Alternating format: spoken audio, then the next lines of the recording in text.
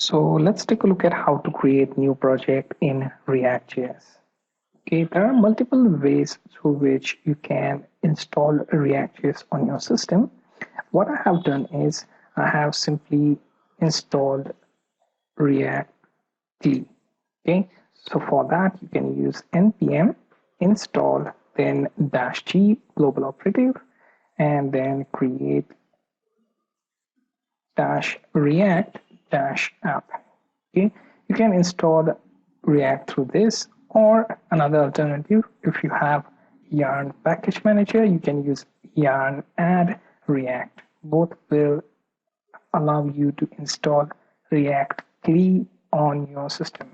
Okay, so once you do that, next thing you can do is you can call for npx, then create react-app,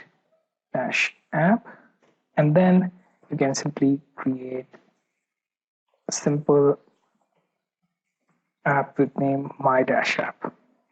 Once you create this project, it will take around a minute or two to download all the resources. Then you can change your directory, and let's say I have cd my-app. Okay, so in this directory I have my React files.